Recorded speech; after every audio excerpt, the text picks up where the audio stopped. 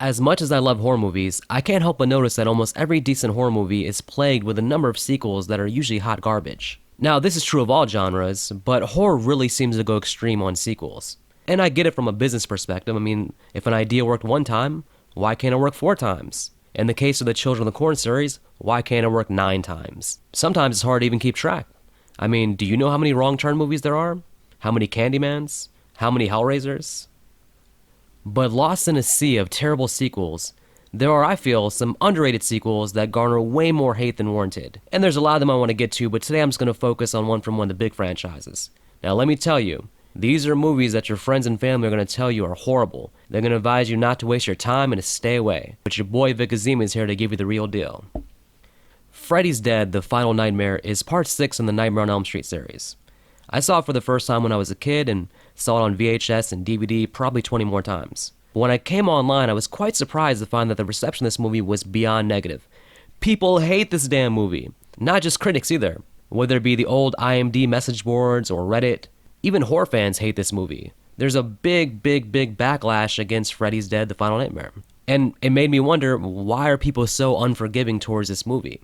So as an adult, I sat down and watched it again recently, and I have to say, I just confirmed my own thoughts that I've always thought, which is that this is a damn fun movie. Now, let's talk about why I like this movie and why I feel like it's super underrated. First, let's talk about the story. The movie kind of breaks away from the earlier sequels and does its own thing. We're in some future world where Freddy has killed all the Elm Street kids, and like any good dream demon, is looking to expand his operations. He's using this John Doe character in some kind of plot to reunite with his daughter, and I have to be honest, it doesn't really make much sense. But are we looking for a Nightmare on Elm Street film to win Best Screenplay at the Oscars? No, absolutely not. This story is serviceable to get to what we're really after, which is cool nightmare-related death scenes. And this movie has that. The death scenes are fun as hell. You have great one-liners such as, "Nice hearing from you, Carlos," and of course, "You forgot the power glove." I mean, this is one-liner heaven. Now, the acting isn't great, but it doesn't stand out negatively compared to the rest of the series. Breckin Myers plays the same exact character that he would go on to play in Clueless. And we have some cool cameos from Johnny Depp and Roseanne and Tom Arnold. But I will say this, after strong main characters like Nancy and Alice, it could be said that the character of Maggie doesn't really connect.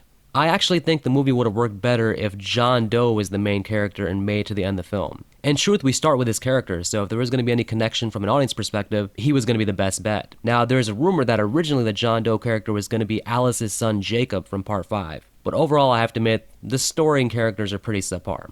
But the biggest complaint about the movie from fans is the tone and Freddy Krueger himself. People love a horror comedy, but they hate when a horror movie has too much comedy. But it only takes a change of approach and perspective to make this a wonderful movie-going experience. So one thing you hear a lot is that by this point, Freddy had jumped the shark and became a buffoon. Too much comedy from the burn one, they say. Well, I disagree. You see, the truth is, Funny Freddy is peak Freddy. It is his sense of humor and personality that separates him from stiffs like Jason and Michael Myers. A huge part of Freddy's evil is that when he's killing you, he's having a hell of a time doing it. And that idea itself is scary. But you know, there's this myth that's been perpetuated amongst horror fans that Freddy Krueger was once a serious and menacing villain who throughout each film slowly degenerated into the stand-up comedian that he is in part 6. Okay, so maybe it does turn the comedy up a little bit with each movie. But he was never a serious villain. This is false. We only need to look at part 1. He was always a ham, but as he got more popular, he was given more dialogue and screen time and a posting gig on MTV. So how you take in Freddy's Dead is all in how you approach it. This is a movie that embraces the cheese. It's not looking to scare you with dread and suspense. It's looking to make you laugh with Freddy playing video games and breaking the third wall and mugging it up for the camera. But for those that complain about the comedy, be honest with yourself. Were you really expecting something called Freddy's Dead to be a serious horror movie anyways?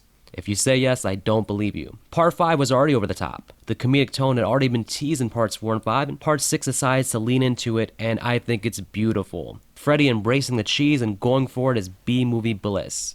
So if you approach it the same way that you approach something like Killer Clowns from Outer Space, you will enjoy this movie, and you will agree with me that it is underrated. No, of course, it's not a great horror movie, it's not a great movie in general, but does it deserve the hate that it gets online?